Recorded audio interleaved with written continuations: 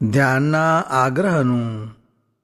સ્વામિનારાયણ રે સંવત 1876 માક્ષર સુધી અષ્ટમીને દિવસ શ્રીજી મહારાજ શ્રી ગરડા મધ્યે દાદા ખાચરના દરબારમાં વિરાજમાન હતા અને સર્વ શ્વેતવસ્ત્ર ધારણ કર્યા હતા અને પોતાના મુખારવિંદની આગળ પરમહંસ તથા દેશ દેશના હરિભક્તની સભા ભરાઈને બેઠી હતી.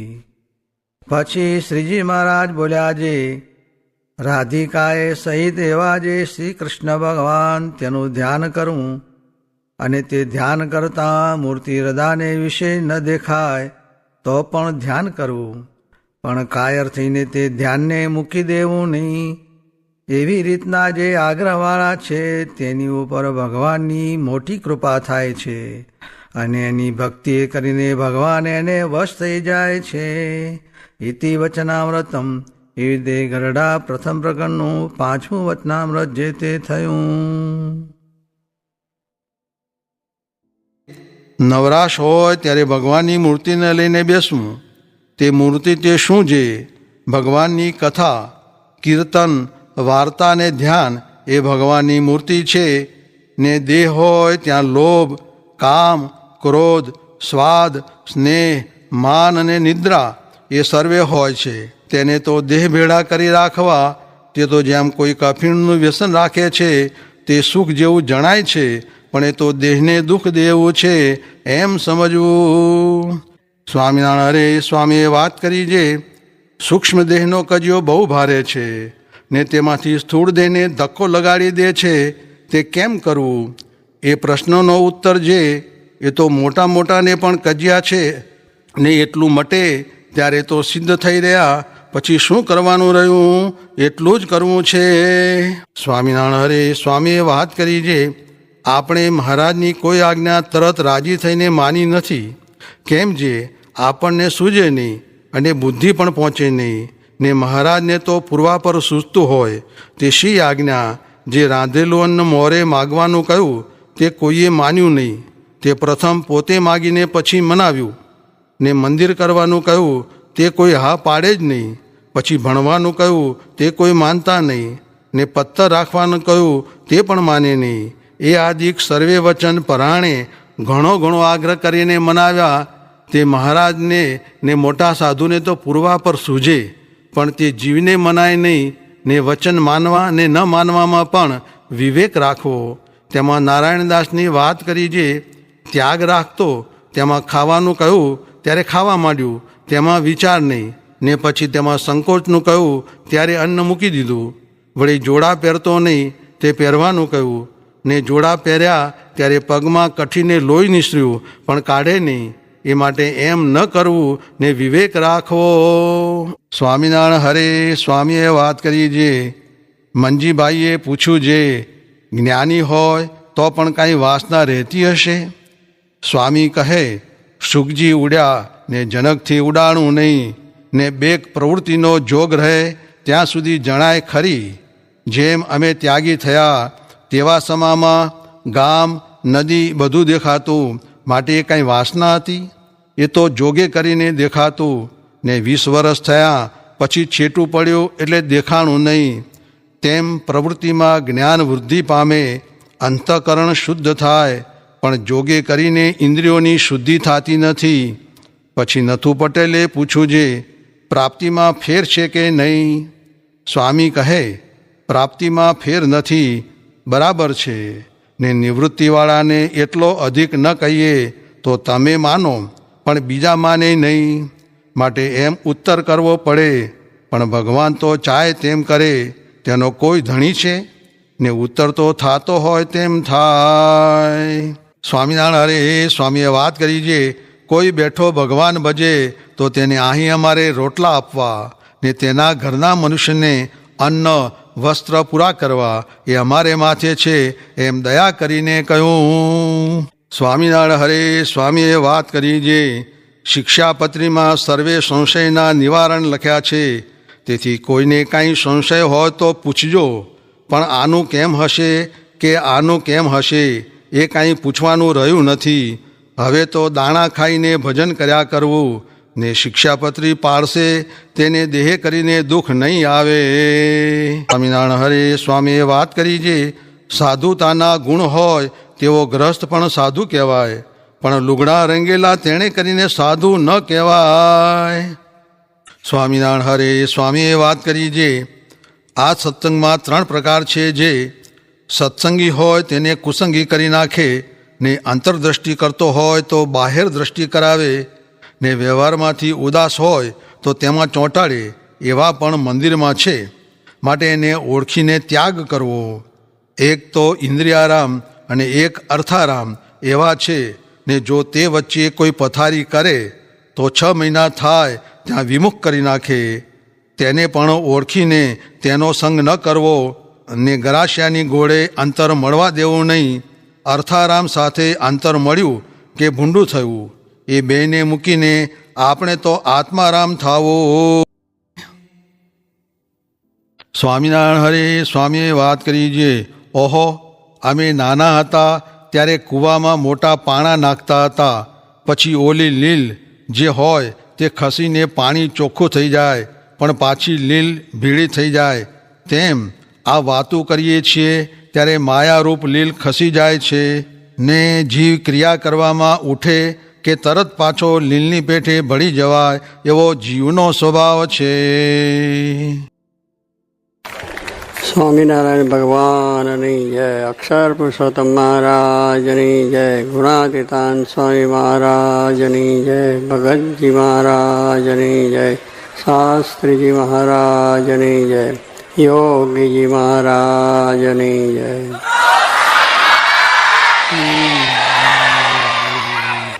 જોગી મહારાજના સંકલ્પો અને આશીર્વાદ એવા બધા યુવાનોને સત્સંગની અંદર તૈયાર કરવા, એટલે એવા મંડળો સ્થાપન, યોગ મંડળ, કિશોર મંડળ, સત્સંગ મંડળ, આ બધા મંડળો થાપ્યા. અને એમાંથી આ બધા તૈયાર થયેલા છે. બધાને થયું કે આપણે સત્સંગ વધ્યો છે, પણ એ સત્સંગ વધ્યો છે એને પણ સારી રીતે પાછું બધાને નિષ્ઠા સમજણ જડતા થાય, એને માટે આજે તાલીમ મંડળની વાત થઈ. તાલીમ બધા યુવકોને આપવા, કારણ કે હવે સંતો ભલે અમે 800 કે જેટલા થયા હોય એટલા, ભાઈ કેટલે પહોંચી વળે, દેશ પ્રદેશ તો સત્સંગ થઈ ગયો, અને બધે જ સંતોની માગ હોય, અને સંતોને જવાનું હોય. તો યોગીજી મહારાજે કહ્યું કે આવા યુવકોને પણ તૈયાર કરવા, એટલે યુવકો સત્સંગ તો કરે પણ સાથે સાથે કથા વાર્તા કરી શકે એવા, પ્રવચન આપી શકે એવા. એટલે એ દૃષ્ટિએ સારંગપુરની અંદર આ તાલીમ કેન્દ્ર સ્થાપ્યું છે આપણે, અને 6 મહિનાની તાલીમ આપવાની. એટલે 6 મહિનાની તાલીમની અંદર આ બધા તૈયાર થયા એ આપણે સાંભળ્યા એમને. એ તો આજે મંદિરમાં 6 મહિના રહેવું ને બહુ કઠણ. બહાર હરવા ફરવાનું હોય, સિનેમા નાટક જોવાનું હોય, મોજ મજા કરવાની હોય તો 6 ના 12 મહિના કાઢી નાખે. પણ અહીંયા તો બંધન જેવું લાગે કે કંઈ આગું પાછું જવાનું નહીં, આની ભગવાનની વાતો સાથે, સેવા સાથે. તો કંઈ એમને કહ્યું ને, આ જ્ઞાને પણ થયું, સેવા કાર્ય થયું, સમાજ સેવાની કાર્ય થઈ, બધી વસ્તુ છે. એટલે એક નથી કે ભાઈ ચાલો આ બેસીને માળા ફેરીને ભજન જ કરો, એવું નથી કહ્યું. બધું સામાજિક રીતે પ્રવૃત્તિ કેમ કરો, એના કુટુંબમાં શાંતિ કેમ થાય, બીજું કેમ થાય, બધું જ આવે છે.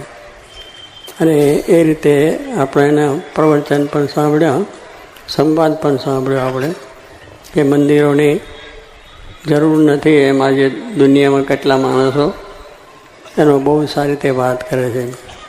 કારણ ગમતું નથી એમને મંદિરમાં જવું જ અમને, અને મંદિરની શી જરૂર છે એ પ્રશ્ન થાય. એ પણ આજે આપણા ભારતને વિશે બહુ સારી વાત ન કહેવાય. ભારતનો જે માણસ હોય એને તો હિન્દુ સંસ્કૃતિ છે, હજારો વર્ષના, લાખો વર્ષના મંદિરો હજુ હૈયા છે.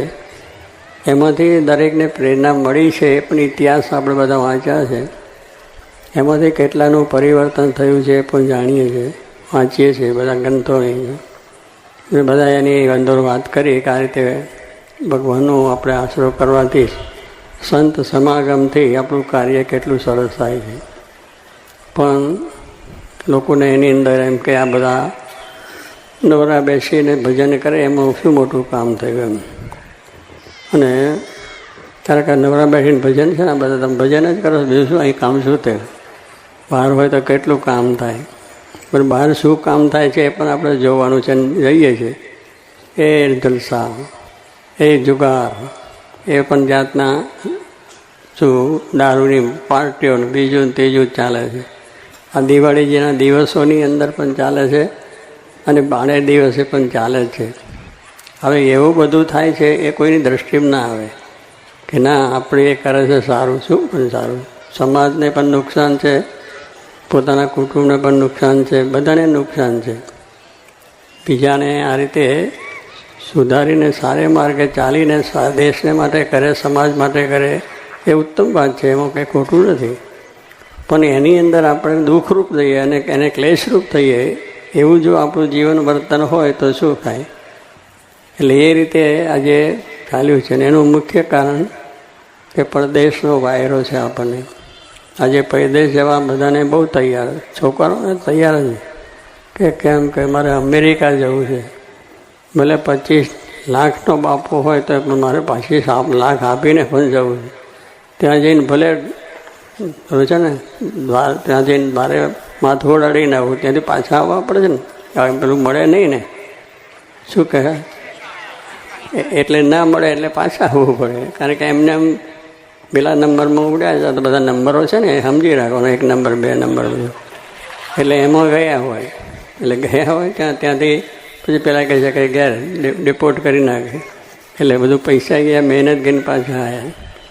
છે મંદિરે આપણે સારું છે, પૈસા કમાવા જવું સારું છે અને ત્યાં કંઈ જવું છે, ન જવું એવું નથી. દરેક દેશમાં આપણે જવું જોઈએ, પણ આપણા સંસ્કાર ભૂલીને ત્યાં જો થતું હોય તો એ નથી.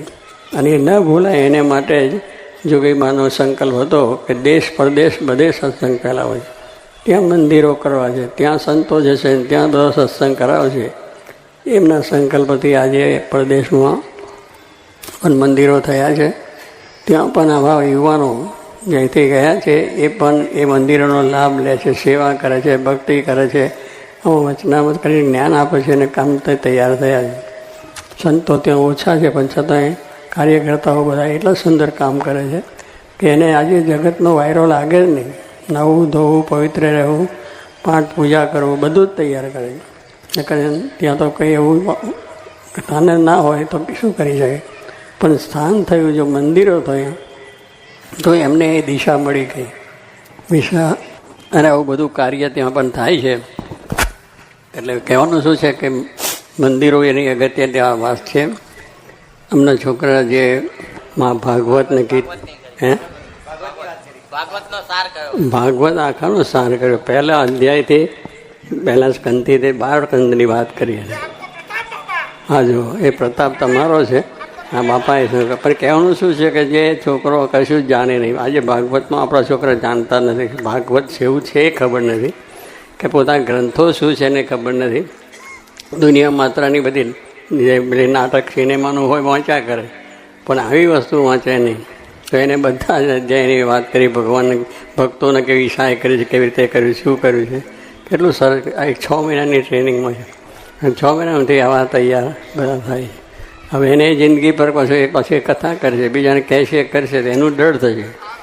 જ્યારે આપણને એક વાત મળી છે અને બીજાને કહો તો દ્રઢતા વધારે થાય. આપણને આપણી નિષ્ઠા ક્યારે થાય? આપણે બીજાની નિષ્ઠા કરાવીએ તો આપણી નિષ્ઠા બાકી થાય. આપણે જો મહિમા બીજાને મહિમા સમજીએ તો આપણો મહિના સમજાય. એટલે દરેક વસ્તુ છે કે જ્યારે એક વસ્તુ છે કે એ પ્રમાણે આપણે થાય છે. તો એવા છોકરાઓ છે બધાના જે સંવાદ થયો બધું આપણે જોયું છે.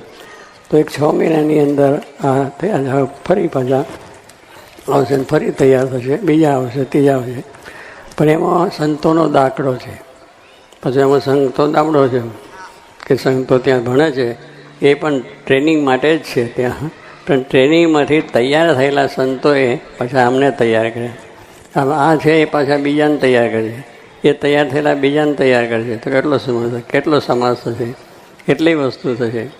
એટલે જે જોગી બાબાના સંકલ્પો છે તે કઈ કઈ રીતે આમ તૈયાર થાય છે એ આપણને આવું જોવા મળે છે. એટલે કહેવાનું શું છે કે આપણે જો કહે બિન સત્સંગ હરી બેસાનતા બિન મોહ ન જાય, કે ભગવાનની કથા અને સત્સંગ આ બે હોય તો જ આપણો મોહ જાય છે, આપણી અજ્ઞાન જાય છે, આપણું માયા જાય છે, આપણું જગત જાય છે. કે સત્સંગ ભગવાનની કથા, ભાગવત ગીતા, રામાયણ કહ્યું, વચનામૃત, સ્વામીની વાતો, આ બધી વસ્તુ સાંભળીએ ને તો પછી આપણું મોહ જાય. એમાં બધા આખ્યાનો આવ્યો, ધ્રુવને પ્રહલાદને બીજાને ત્રીજાને પેલા હાથીની વાત કરીએ, ગજેન્દ્રની બીજીથી, એમાં શું એ બધાનું કેવી રીતે ભગવાનનો સંબંધ થઈ ગયો કે એક ભગવાનનો આશરાથી કેટલું બધું બળ થઈ જાય. તો એ સત્સંગ કે એવો સત્સંગ થાય તો આપણું કાર્ય થાય છે. એટલે કહ્યું કે બિન સત્સંગ હરિકથા, એટલે ભગવાનની કથા. હવે ભગવાનની કથા આપણે જો કે એમાં શું વાંચવું, એમાં બીજું એટલે કહેવાનું શું કે બીજું બધું વાંચન થાય, એમાં રસ આવે. હવે એમાં બીજું રસમાં તો શું હોય કે આજે તો અનેક રીતનું બીજું હોય, એવી પુસ્તકો લખાય, એવી રીતનું તમારે જોવાનું, વાંચવાનું, વિચારવાનું, જોવાનું બધું એ ટીવી જોવાની, એમાંથી વાંચવાનું, પછી એક સાંભળવાનું, તો બધું ક્યાં પે, અહીંયા પે. એટલે કહેવાનું શું છે કે આ પ્રમાણે આપણે કોઈ નિષેધ નથી કોઈ કરતા કે ભાઈ સ્કૂલો ના જોઈએ, કોલેજો ના જોઈએ, દવાખાના ના જોઈએ, આ બધું જ જોઈએ. આપણે જોઈએ ખેતીવાડી કરવાનું છે, અને બધું જે આ સાયન્ટિસ્ટો જોઈએ છે, આપણે દેશને માટે જે કંઈ કાર્ય કરવું છે એમાં બધી જરૂરત છે. એમ મંદિરની પણ જરૂર છે, એટલું નથી સમજાતું. પેલાના માટે કે પેલા કહે ને ભાઈ તમે કોલેજો શું કહે સ્કૂલો કરો, દવાખાના, બરાબર છે, વાત સાચી છે, પણ તમે કેટલા કર્યા અને કેટલા આપણે કર્યા, બીજાને વાત કરીએ એટલું જ છે. પણ એ કરવાની જરૂર છે. આપણે કહીએ કે થાય અને કરે છે, જેને જેનું કામ. એ દવાખાના કરનારા દવાખાના રસોઈ કરે, એને એની મહત્તા સમજાય, સ્કૂલવાળાને સ્કૂલની મહત્તા સમજાય તો કરે, કોઈ બીજી રીતે એમની મહત્તા હોય તો એ રીતે પણ કરે. અને પછી એમાં ડૉક્ટર તૈયાર કરવાના હોય તો એ ત્યાં થયું હોય તો ડૉક્ટર તૈયાર થાય બધા. એમ આ સ્વામી કહેતા બ્રહ્મવિદ્યાની કોલેજ છે. શું છે? બ્રહ્મવિદ્યાની કોલેજ. પણ એ જે છે ને સ્કૂલો છે, કોલેજો છે, એ બધું છે આપણને આ લોકનું જ્ઞાન આપશે. આપણે આ લોકને પરલોક બેયની વસ્તુ છે. પરલોકનું જ્ઞાન એ છે ને આ લોકનું છે. આ લોકનું આ જ્ઞાન સ્કૂલો, કોલેજો, પછી ડૉક્ટરો, પ્રોફેસરો, બીજા ત્રીજા બધાની જરૂર છે, સાયન્ટિસ્ટોની જરૂર છે. તો એ શું કરશે કે આપણને ભણાવી ગણાવીને આપણે સારી નોકરીઓ મળશે, સારી ફેક્ટરીઓ થશે, સારું કરશું, ટાટા બિરલા બધા ઘણાય થશે, પછી ઘણી ઘણા મોટા વેપારીઓ થશે અને કરોડોપતિ અબજોપતિ થાય છે, આપણે જોયા છે. પણ એ બધું જ જશે કરશે, પણ એનાથી દેશની આપણે સારી રીતે કરી શકીશું. પણ મૂળ વસ્તુ છે કે આપણું જે અજ્ઞાન છે, કે આપણી અંદરના જે સંસ્કારો જોઈએ કે ચોરી ન કરવી, જૂઠું ન કરવું, વ્યભિચાર ન કરવો, દારૂ ન પીવો, કોઈની હિંસા ન કરવી, કોઈનું એ ના કરવું, એ શાસ્ત્રો આપણને શીખવે છે. માણસ બનાવે છે. માણસ તો છે પણ એમાં સંસ્કાર ના હોય તો કેવો કે મૂર્ખ માણસ છે, ગાંડો માણસ છે. અહીંયા આગળ આવીને કોઈ ઉઘાડો થઈને નાચવા મળે કેવું કે ગાંડો છે, એને સંસ્કાર નથી કે આવું ના થાય. અને પેલો ભણેલો હોય, ગણેલો હોય તેને કહીએ તો થાય, પણ કહેશું એ જ્ઞાન ત્યાં નથી મળતું. એ અહીંયા મળે કે આપણે સંસ્કારી બનવું છે. એ માટે આપણા જે સંસ્કારો છે એ બહુ આપણે જરૂરીની વસ્તુ છે. અને સંસ્કૃતિ કહો, સંસ્કાર કહો, બીજું ત્રીજું કહો, તો એ બધા આપણે આ મંદિરોમાં આવવાથી ઘણા માણસોને એમાંથી ઘણું પરિવર્તન પણ થયું છે. આદિવાસી એરિયાઓની અંદર પણ સ્કૂલોની કોલેજ વાતની વાત કરી, ત્યાં પણ કોર્પોરેટ કોલેજો છે જ. અને પણ એને જે સંસ્કાર મળ્યા છે, જે માણસો આજે મંદિરમાં મળીશું ત્યાં બહુ સારા જ કરતા હતા, ચોરી કરતા હતા, કંઈ પ્રવૃત્ત નહીં, એવા માણસોને જ્યાં આજે મંદિર અને ત્યાં સંતો ફર્યા તો નાના નાના મંદિરો થયા છે. અને આવું કામ કરતા થયા પાછા કે જૂઠું બોલવું નહીં, ચોરી કરવી નહીં, કોઈ નહીં, એવા બધા. એટલે એવી વસ્તુ સંસ્કાર જે આપવા એ છે કે આ સમાગમથી સંસ્કાર મળે, મંદિરોથી મળે. એમાં જવાથી આપણને આ બધું ખ્યાલ આવે કે મારે નાહવાનું, ધોવાનું, પવિત્રપણે રહેવાનું, પ્રમાણે સ્વચ્છ આપણો આહાર વિહાર. આહાર એટલે આપણે જે ખાઈએ છીએ કે શુદ્ધ, જેને કહીએ, જેમાં અભક્ષ વસ્તુ નહીં. મારા શિક્ષા આપણે અભક્ષ વસ્તુ ના ખાવી. પણ હવે આજે એ જ વિચાર આવી જાય, કારણ કે પહેલેથી હિંસામાં માનીએ છીએ, હિંસા થતી હોય તો પછી એને તો બીજું શું હોય. પણ એ ના થાય. કોઈ માણસ કે પશુ કે જીવને મારીને આપણે જીવવું? તમે એ જીવે ને તમે પણ જીવો. પશુઓ જે કર્યા છે ભગવાને રચના કરી છે તો એને મારીને નથી ખાવાના. એ જીવે, આપણે જીવીએ. એને તમે જીવાડો તો તમે જીવશો. કહેવાનું શું છે? પણ માણસને એમ છે કે હું જ બધું એ થઈ ગયું, તો એને લઈને આમ મુશ્કેલીઓ થાય.